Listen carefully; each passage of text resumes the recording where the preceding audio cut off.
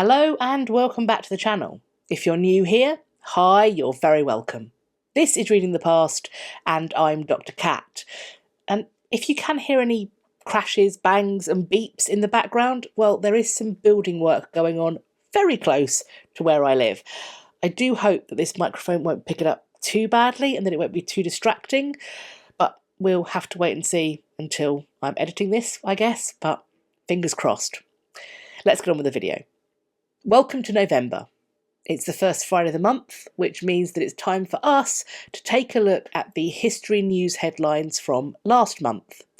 This video will be going live on the 5th of November, the night that many of my country folk will be celebrating the failure of a plot to blow up Parliament by letting off fireworks. Because what says boo to a planned murderous explosion than blowing stuff up? If you'd like more information on the background of Bonfire Night, then you can check out last week's video on this channel, which I will link in a card and also in the description box.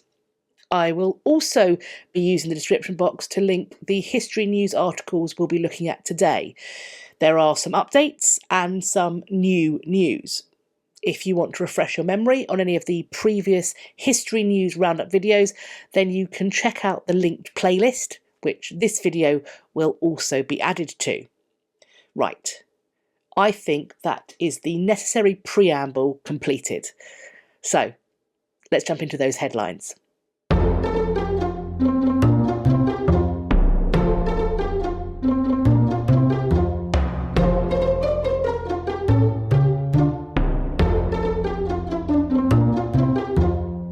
Updates first.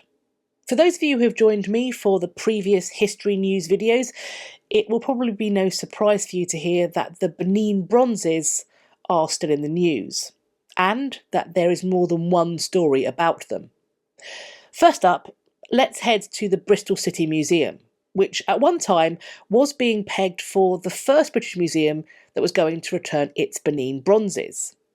In March 2020, Prince Adoun Akenzua of the Royal Court of Benin called upon Bristol to, quote, set an example.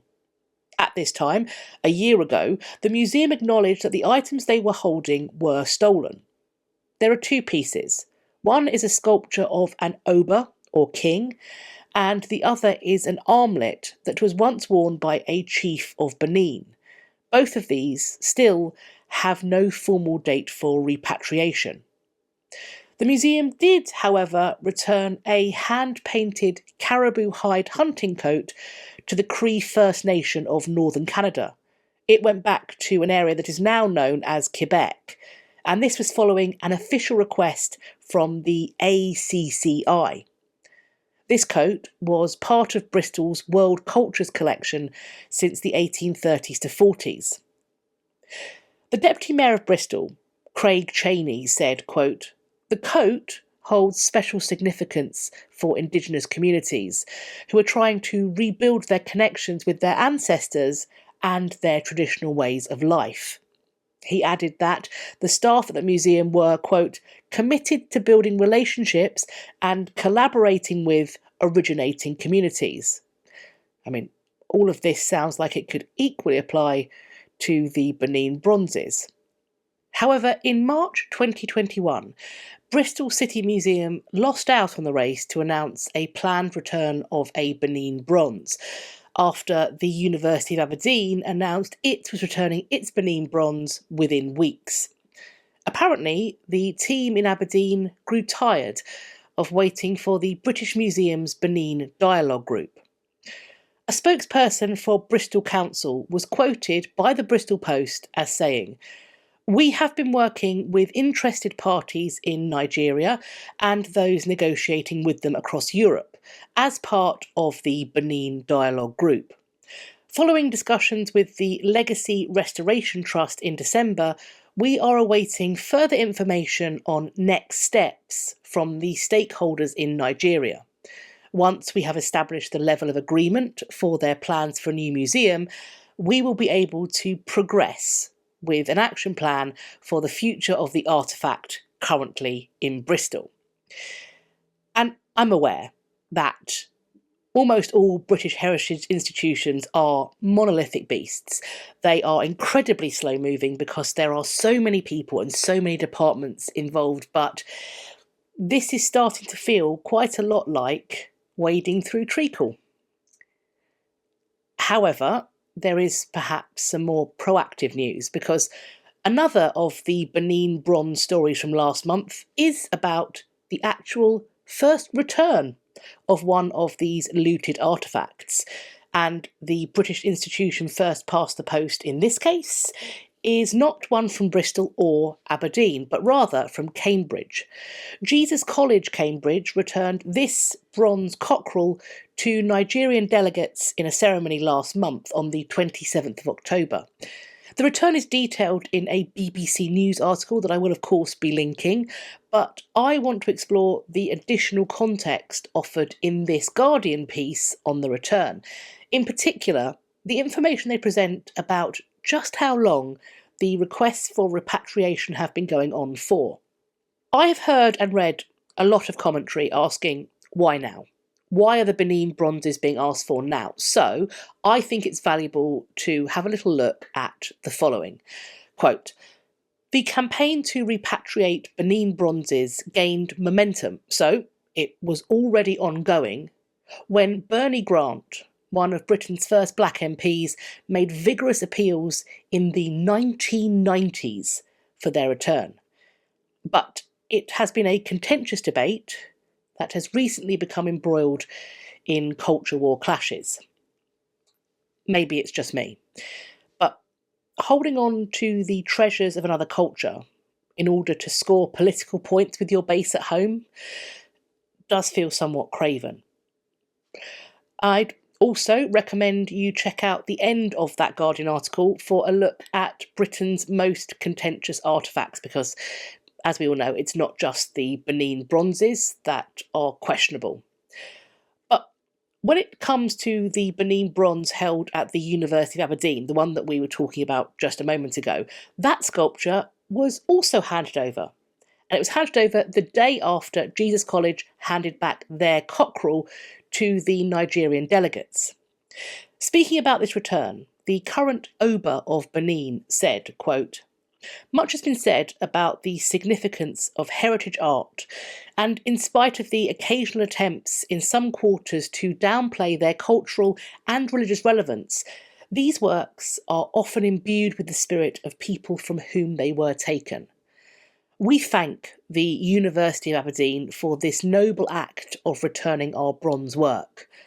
We hope that other institutions worldwide will see the injustice when they insist on holding on to items which, in fact, should be a reminder to them of the great injustice that was inflicted on a people so far away, so long ago. I expect we will be looking at Benin bronze updates in next month's video too, so we will have to wait and see what November brings in regard to the future of these artefacts, wherever they are currently being held. Now let's move on to look at the new news. This story is one that I actually missed from last month as it came in right on the wire on the 30th of September, but in it we learned that forensic DNA phenotyping has been used by researchers at Parabon Nanolabs to create 3D recreations of 3 male mummies from Abu Sir el Melek, an ancient Nile community in the middle of Egypt. And these men are believed to have been buried between 1380 BCE and 425 CE. The men are represented as they would have looked, we think, as 25-year-olds. It is thought that this technology, as it becomes better known, better understood and more trusted, it's believed that it might even assist in police investigations. It might be used to help identify missing people and or to offer additional evidence to help law enforcement focus their searches for potential suspects in any given crime. So it also might not be very long before this technology is a focus for an upcoming crime procedural drama. Maybe we'll see something set in the Face Lab or something. Strands of hair that once grew from the head of Mary, Queen of Scots, are being sold by Paul Fraser Collectibles. The strands were apparently purchased as part of a larger lot from, quote, one of the UK's leading historical hair collectors. According to the sales website, the strands are being sold by the half-inch, presented on a display card inside a 7x7 frame, making them ready to hang or stand. Each one is being sold for £399, and as you can see, the sales website has helpfully included a currency converter for quite a few other currencies in case you are buying from one of those nations and using that currency. So, is anyone thinking of making a purchase?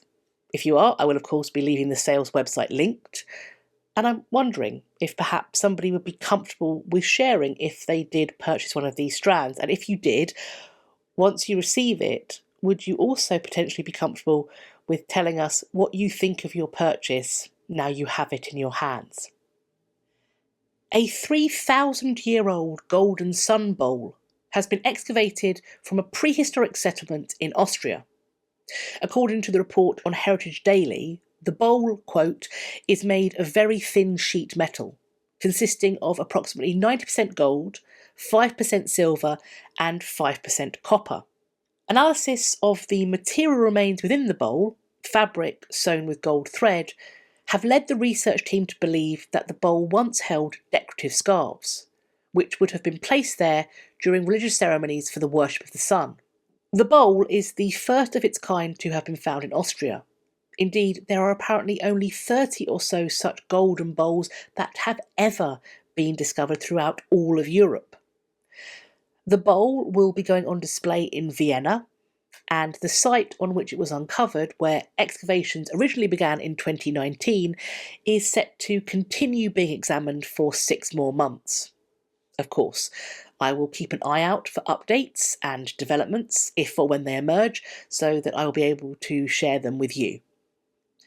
Next up, we have some exciting findings that have been made by scientists in France who are working on some letters that were sent by Marie Antoinette to a Swedish count by the name of Axel von Fersen.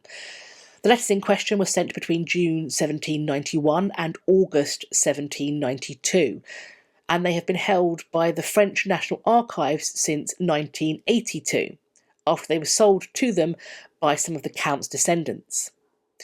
For years, the redacted portions found in these letters have fed the curiosity of those who looked upon them. But now, a new method has been developed, one that's able to uncover the original writing by separating out the chemical composition of different inks used on historical documents. It has been discovered that the phrases are romantic in nature, thus hinting at there being more than a friendship between this doomed French queen and her Swedish count. As if to add to the romance, the researchers believe that it was Fersen himself that redacted the letters. Professor Deirdre Lynch of Harvard University offers her ideas for the count's motivations when redacting. She's quoted as saying, "I bet he was trying to protect her virtue. To throw out her letters would be like throwing out a lock of her hair. He wants 2 incompatible things. He wants to keep the letters, but he also wants to change them." We will have to wait and see what other hidden stories might be uncovered in historic documents thanks to this fascinating new technique. A 1 million-year-old hippo tooth has been located during excavations at Westbury Cave in Somerset. These excavations were being led by a University of Leicester PhD student by the name of Neil Adams. It is thought that the tooth they located came from a now extinct species of hippo that was found in Europe during the Ice Age. This now extinct hippo is believed to be much larger than the modern African hippo and more reliant on aquatic habitats than its living relative. The project lead, Neil Adams, told the BBC, quote, "It was very exciting to come across a hippo tooth during our recent excavations at Westbury Cave. It is not only the first record of hippo from the site, but also the first known hippo fossil from any site in Britain older than 750,000 years. Erosion, caused by the coming and going of ice sheets, as well as the gradual uplift of the land, has removed large parts of the deposits from this age in Britain. Our comparisons with sites across Europe show that Westbury Cave is an important exception, and the new Hippo dates to a previously unrecognised warm period in the British fossil record. It is believed that this tooth may be the earliest example of hippo remains to be found in northwest Europe. Next up is the story of the discovery of an excellently preserved pair of 1,300-year-old skis, which have been pulled from an ice patch in Norway. The first of this pair of skis was found by the Secrets of the Ice programme in 2014, and according to this team, they have been revisiting and monitoring the location to see if the other ski would emerge if the ice were to melt further. And then, on September the 20th, 2021, a second ski was discovered. It was firmly stuck in the ice. So, on September the 26th, a large and well-equipped team set out to free the ski. Although it's not identical to the earlier ski that was found, they are still thought to be a pair, and the differences between them can be explained because they are handmade rather than mass-produced. These are the only known set of prehistoric skis where the binding has been preserved, and that makes them extra special because they can offer insight into how skis like this were actually worn and used. The team does now have another question. What happened to the skier who came with the skis? Are they also under the ice? Might they be found next? And if there are any updates on this, I will of course be sure to let you all know in a future History News update video. A mirror that Dr. John Dee, Elizabeth's one-time court astronomer and advisor, is thought to have used as a vessel for his angelic conversations, is now displayed in the British Museum.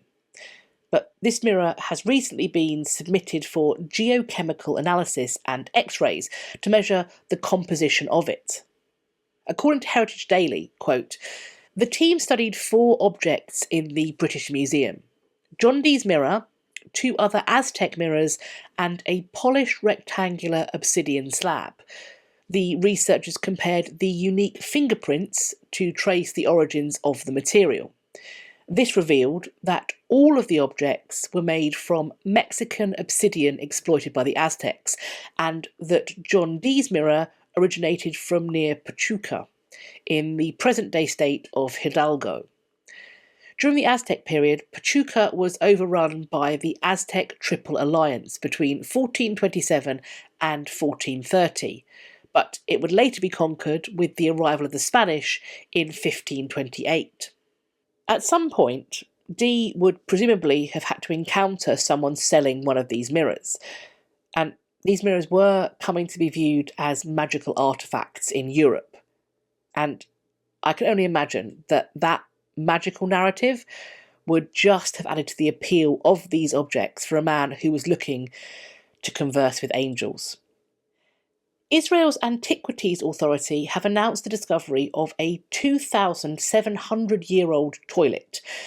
They say they found, quote, a smooth carved limestone toilet in a rectangular room in a large residence looking out on what is now the Old City in the Armon Hanatziv neighbourhood of Jerusalem.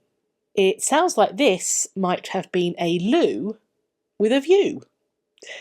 The limestone block sat over a septic tank measuring around 1.5 by 2 metres, that's roughly 5 by 6.5 feet. What marks this discovery out in particular is that the archaeologists who found this ancient toilet have announced that it was intended to be used by a single household rather than by the wider community. This was not a communal latrine. Only the very wealthy would have been able to afford their own toilet, one that was reserved for just their household. So, there were fewer toilets like this one in the ancient world. The survival of this one is therefore all the more significant because of this scarcity. More excavations are deemed to be necessary on the site on which this toilet and its building were found, but those digs are currently on hold due to financial constraints. We might be a few days late for Halloween, but the next story is about the discovery of the oldest known drawing of a ghost, found on a Babylonian clay tablet that was created around 3,500 years ago. The item was uncovered in the vaults of the British Museum.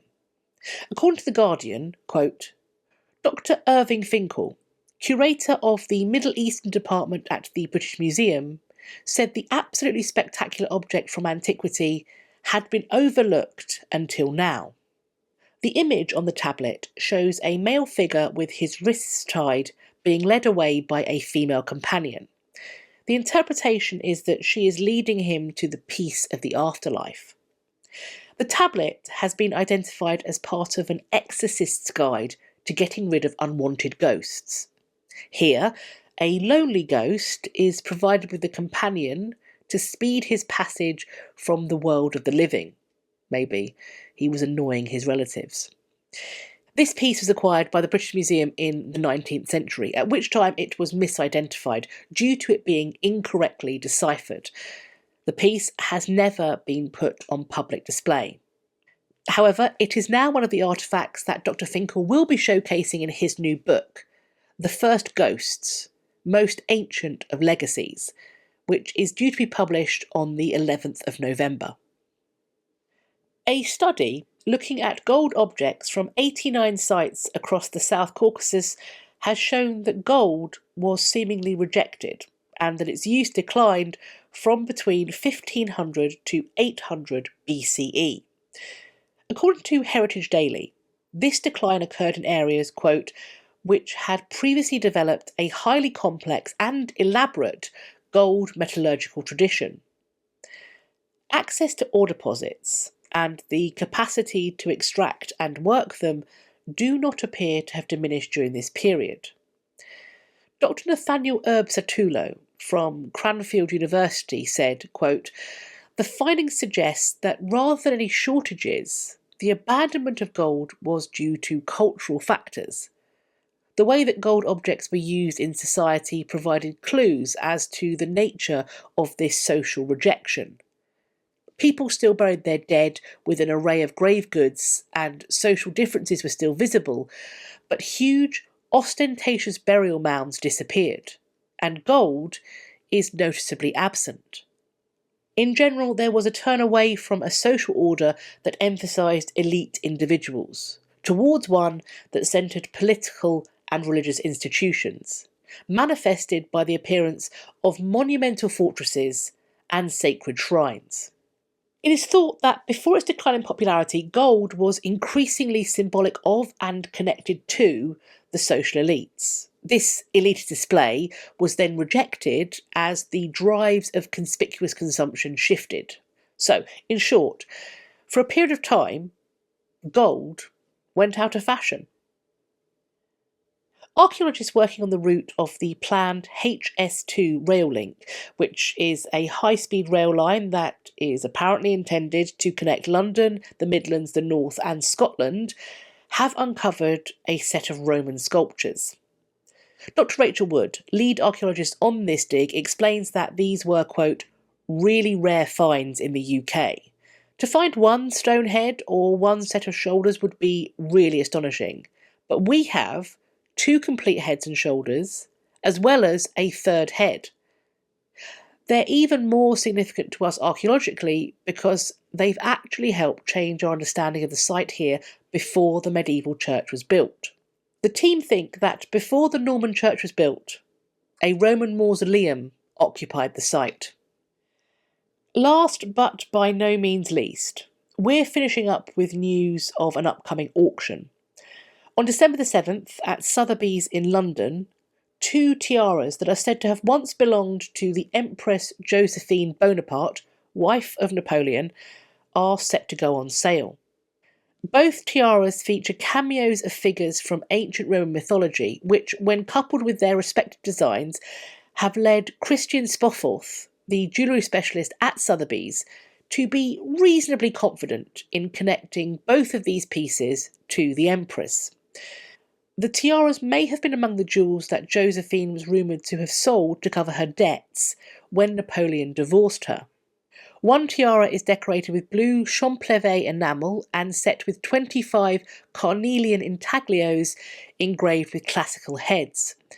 It will be part of a lot with matching pendant earrings, a hair comb and a belt ornament, set with a carnelian cameo of Bacchus, all offered in their 19th century leather case. Sotheby's estimate this lot selling for between £200,000 and £300,000. The other tiara features 5 cameos depicting Zeus, Medusa, Dionysus, Pan and Gaia, offered with a belt clasp and ornament, also in their original fitted case. Sotheby's estimate this lot selling for between £100,000 to £200,000.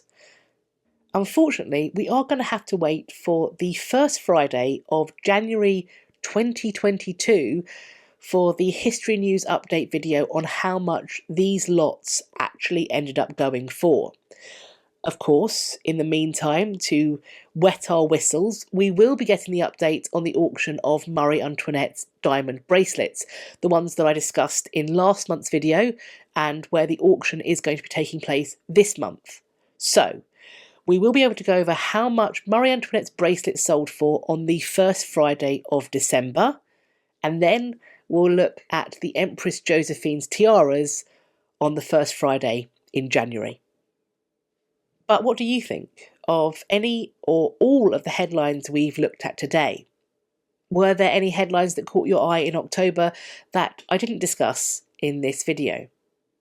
As always, I'm looking forward to reading your conversations in the comment section underneath this video, or you can find me on social media.